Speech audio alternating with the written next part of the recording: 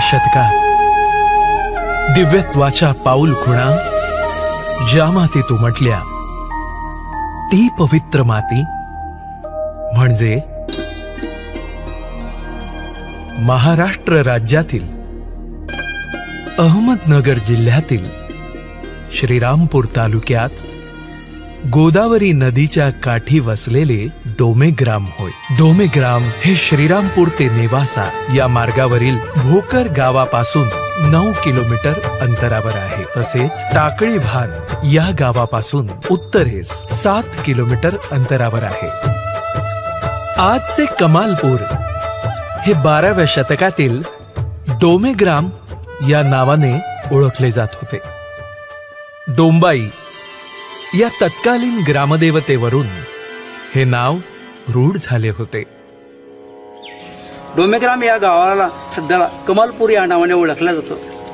मुस्लिम राजवटीमध्ये काही गावाचे नाव बदलली गेली, जसे खातेगावचं हमरापूर, गव्हाणचं ममदापूर, तसं डोमेग्रामचं कमालपूर असं झालं। परंतु मानभावी ग्रंथामध्ये आणि समाज जीवनामध्ये डोमेग्राम हा शब्द रूढ आहे।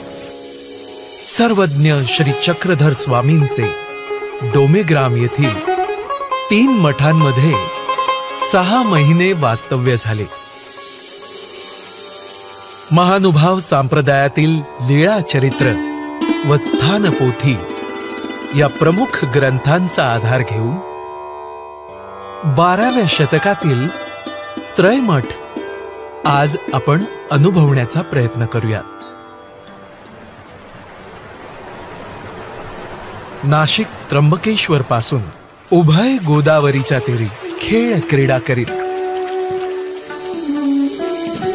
श्री चक्रधरांचे आगमन या डोमेग्रामीच्या त्रयमठामध्ये झाले। गावाच्या वायव्य दिशेला उंच भूभागावर असणारे हे वैभवशाली असे 3 मठ होय। महाद्वारातून आत प्रवेश केला की प्रथम केशव मठ म्हणजेच प्रसन्न मठ, मध्ये नारायण मठ म्हणजेच उंच मठ व शेवटी नृसिंह मठ म्हणजेच राजमठ असे क्रमाने येतात। या तिन्ही मठांना चहू बाजूंनी भक्कम असा परकोट होता, त्यास जगती असेही म्हणत। या जगतीचे मुख्य प्रवेशद्वार दक्षिणाभिमुख होते, त्यास महाद्वार म्हणत।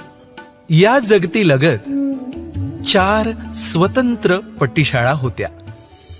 महाद्वारामधून आतमध्ये प्रवेश करत असताना पश्चिम बाजूला 3 खणांची पट्टीशाळा होती। मधल्या खणामध्ये कदाकाळी गोसावियांना आसन होत होते। महाद्वाराच्या पूर्व बाजूला एक पट्टीशाळा होती, म्हणजेच सुएर स्थान होय। त्याच्याच पुढे पूर्व भिंतीला लागून 4 खांबांची पट्टीशाळा होती। येथे स्वामी कदाकाळी वेढे करीत असत। परकोटाच्या उत्तर भिंतीला देखील पट्टीशाळा होती। या ठिकाणी प्रवासी थांबत असत। कोलेकर परंपरा, भोजने परंपरा आणि विध्वंस परंपरा 3 परंपरेचे मठ होते। प्रसन्न मठाच्या दक्षिणेला भोजने परंपरेचा मठ होता, उंच मठाच्या पश्चिमेला कोलेकर परंपरेचा होता आणि राजमठाच्या पश्चिमेला महंत मालव्यास विद्वांस यांचा मठ होता। सध्याला मालव्यास विद्वांस आणि कोलेकर मिळून त्या जागेमध्ये विद्वांस महानुभावांचा आश्रम आहे। संप्रदायामध्ये तीर्थस्थान वंदनाला महत्त्व आहे, त्यापैकी महत्त्वाचं क्षेत्र श्री क्षेत्र डोमेग्राम आहे। सर्वज्ञ श्री चक्रधर प्रभूंचं या ठिकाणी 10 महिने वास्तव्य झालं, पैकी 6 महिने राजमठामध्ये स्वामी होते।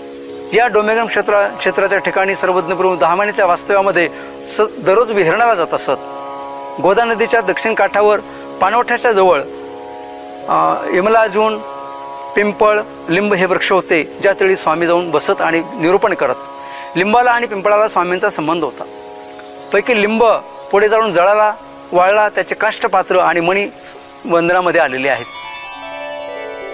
सर्वप्रथम आपण स्वामींचे 6 मास वास्तव्य असणाऱ्या या राजमठाला पाहूया.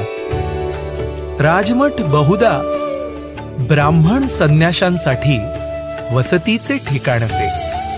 लाकडी 20 खांबांवर उभ्या असलेल्या या राजमठाला 2 थरांचे मुरंबा पाषाणाचे जोते होते. जोत्यांवर जाण्याकरता 3 पायऱ्या होत्या. त्या पायऱ्यांना लागून पूर्व व पश्चिम सोंडीचे 2 चिरे होते.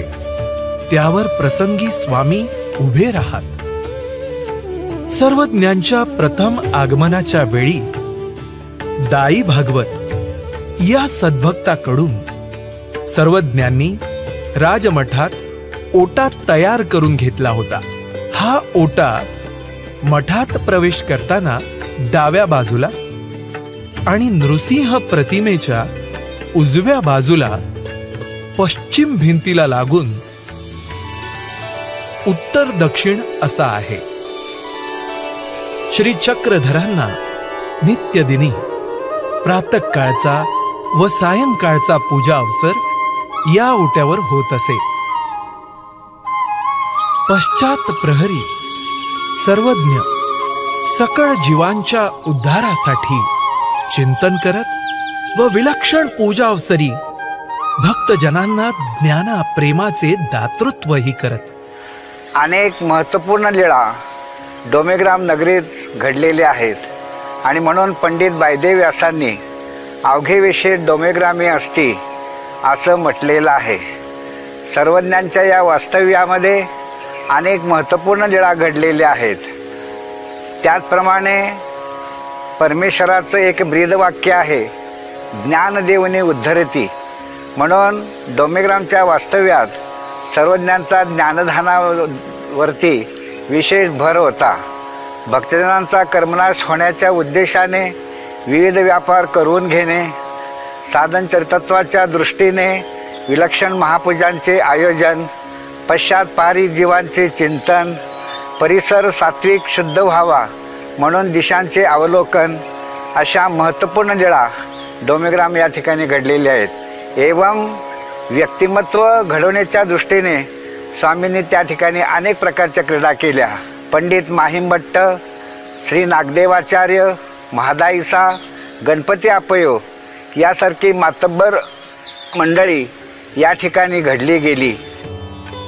भटाज्वर निर्गमनी निधिवासा पाठवणे, देमाईसाला अहिंसेचे निरूपण, महादाईसाला वाराणसी निषेध करणे, प्रल्हाद बाईसाला देव निरूपण, साधा गुडभेद कथन, देमाईसाला कुष्ठधर्म निरूपण, श्री दत्तात्रेय प्रभूंची महिमा, तसेच पंडित माहिम भट्टांचा गर्वहरण करून प्रथम दर्शनीच त्यांना ईश्वर धर्माचा बोधही याच ओट्यावरून दिला.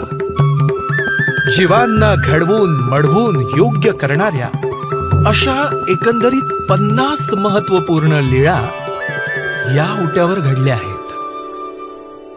ओट्यासमोर असलेल्या या स्तंभाला त्राहटून आम्हाला जर इच्छा झाली तर आम्ही खांबालाही निमित्त करून शास्त्र निरूपण करू, असे सर्वज्ञांनी बाईसांना नेक्षून सांगितले.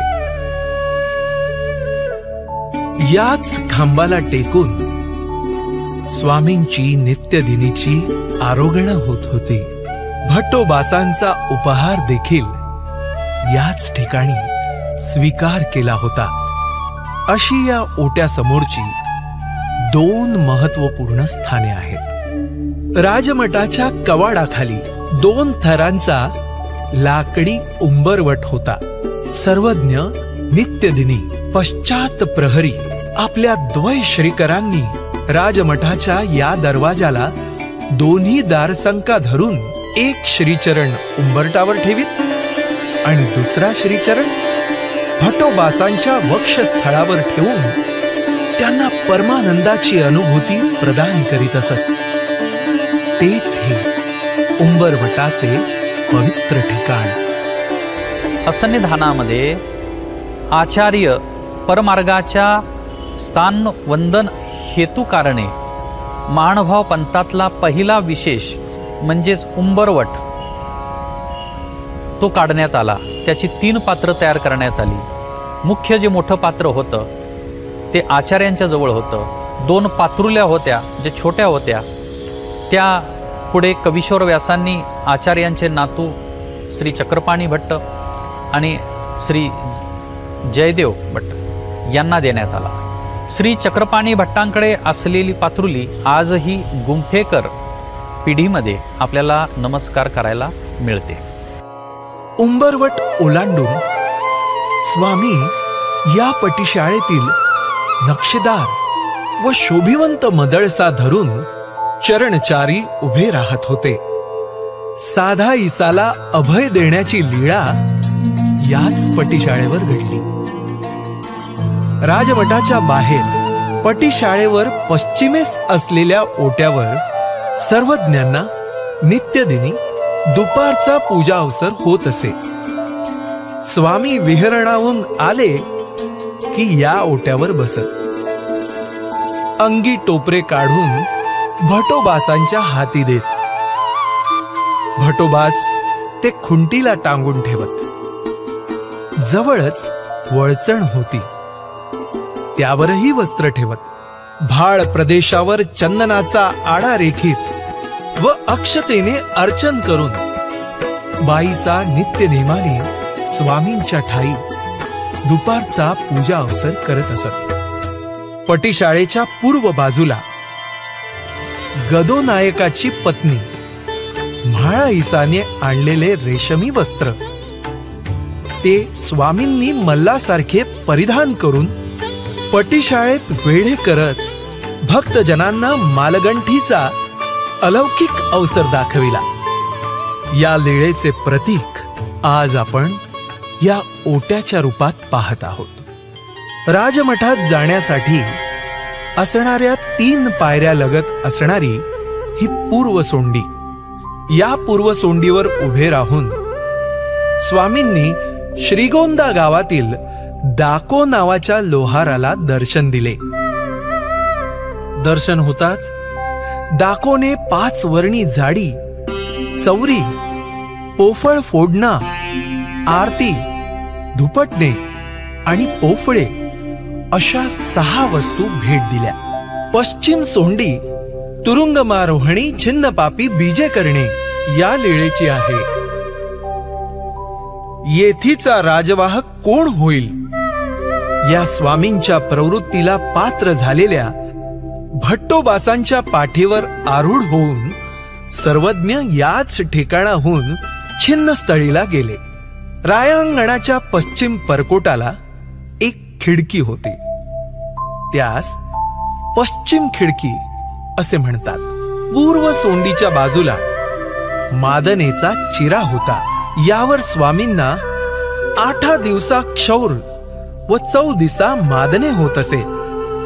मादने स्थानापासून पोळीच्या कडाने मोरी जात होती. त्यास परिवा असे म्हटले आहे.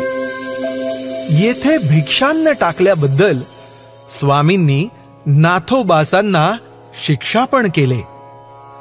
आज हे स्थान आपल्याला पाटील बाबा विशेषाजवळ दिसते.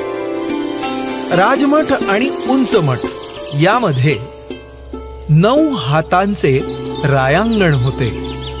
या रायांगणात स्वामी भोजना उपरांत प्रसंगी भटोबासांचा हात धरून शतपावली करत. यास वेढे करणे असे म्हणतात. ही लीळा आपल्याला षटकोनी ओट्याच्या रूपात अनुभवता येते.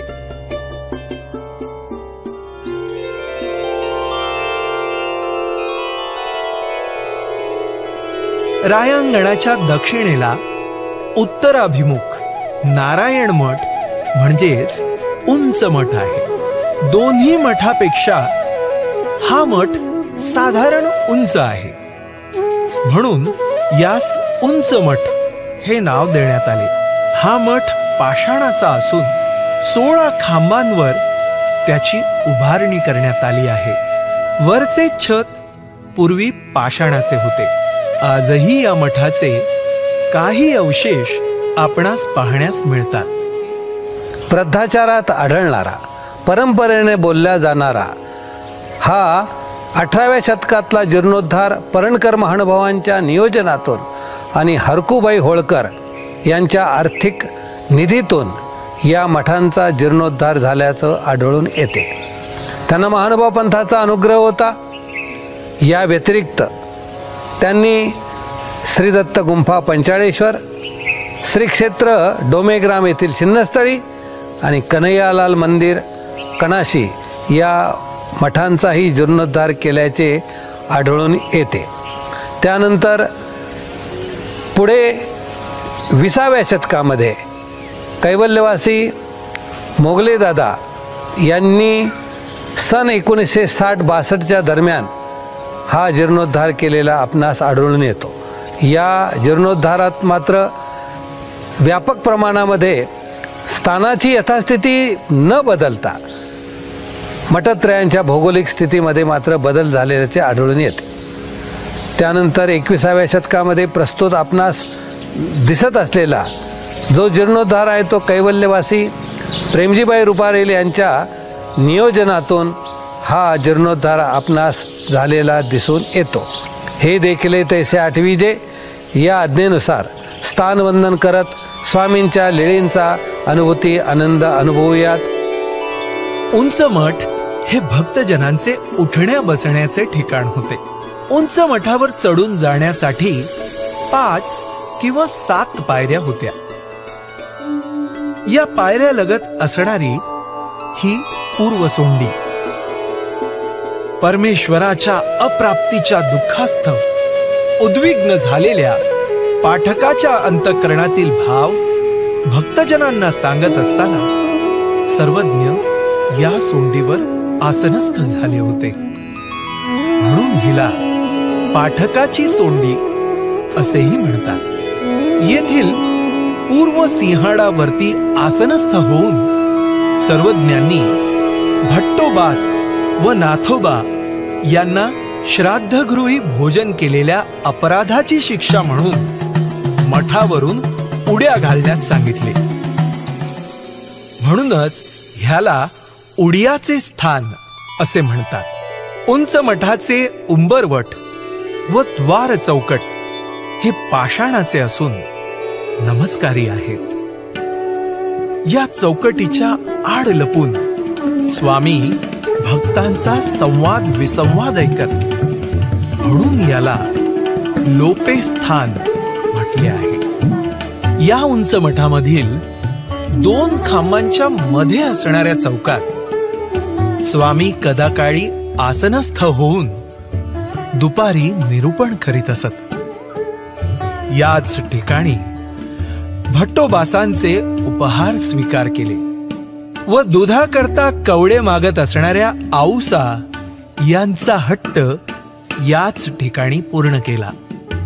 या चौकातील आसन स्थान आज आपण ओट्याच्या रूपात पाहत आहोत. स्वामींच्या पवित्र स्पर्शाने हे दोन्ही खांब देखील नमस्करणीय होय. उंच मठाच्या आग्नेय बाजूला तांबूळ खिडकी आहे. बाहेरून येताना स्वामी या कोपऱ्यात तांबूळाची पीक टाकत होते. उंच मठाच्या छतावर जाण्याकरता वायव्य दिशेला दादरा म्हणजे जिना होता. हाच जिना चढून स्वामी उंच मठाच्या छतावर जाऊन नेवाशाच्या वाटेकडे दृष्टी लावून भट्टोबासांची वाट पाहत उभे होते. उंच मठ व प्रसन्न मठ या दोन्ही मठांच्या मध्ये 2 हाताची बोळ होती. तेथे कदाकाळी स्वामी रात्रीच्या वेळेस लघु परिश्रयाला जात होते. प्रसन्न मठ हा काष्टाचा म्हणजेच लाकडी 16 खांबांवर उभारलेला असून माळवधाचा होता. या मठात संन्यासी साधकांच्या विश्रांतीसाठी आग्नेय बाजूला पूर्व पश्चिम ओटा होता. येथे बसून स्वामी निरूपण करीत. एका प्रसंगी स्वामी उदास होऊन पहुडलेले असताना श्री प्रभूंची प्रसाद दुटी पाहताच स्वामी प्रसन्न झाले आणि म्हणूनच या मठाला प्रसन्न मठ हे नाव देण्यात आले. याच ओट्यावर स्वामींनी महादायिसाचा श्वेत उपहाराचा स्वीकार केला होता.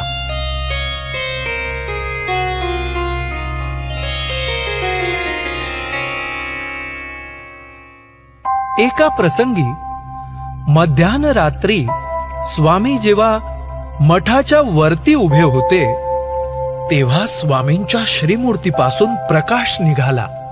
सर्वज्ञांच्या मूर्तीचा तो प्रकाश रेई नायकांच्या अंगणात पडला. प्रसन्न मठाच्या दक्षिण भिंतीला असणारा हा लहानसा ओटा आपल्याला त्या प्रकाश दर्शनाची लीळा आठवण करून देतो. परकोटाच्या पश्चिम भिंतीकडे स्वामी पश्चात प्रहरी दीर्घ परिश्रयासाठी जात होते.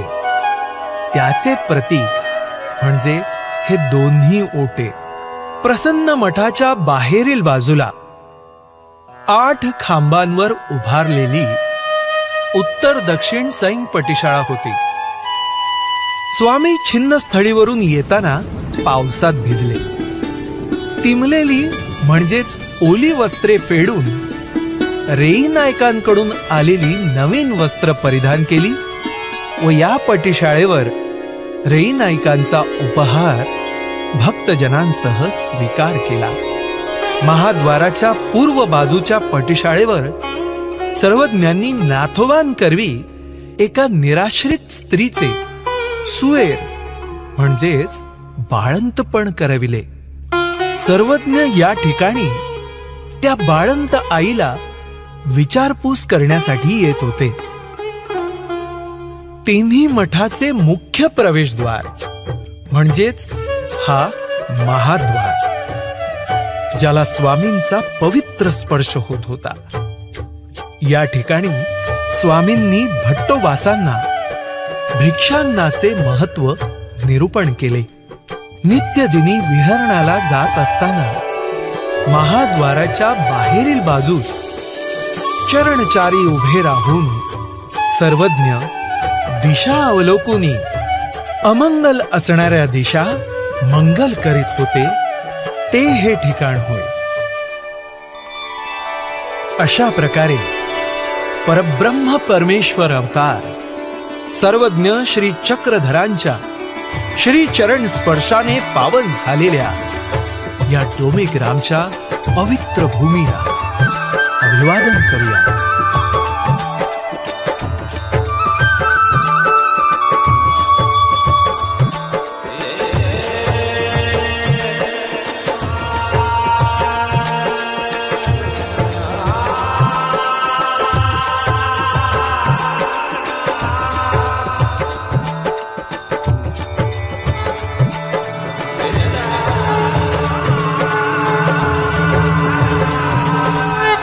कौनी ठाई कौनी विशेष, कौनी ठाई कौनी विशेष, अवघे विशेष डोमे ग्रामी असती, अशी महिमा असलेलं महानुभाव पंथातील अत्यंत महत्त्वपूर्ण स्थान म्हणजे डोमेग्राम होय. तर ती मदळसा की जिच्यावरती श्रीकर ठेवून आमच्या स्वामींनी साधांना महाराष्ट्राचं भविष्यकथन केलेलं आहे.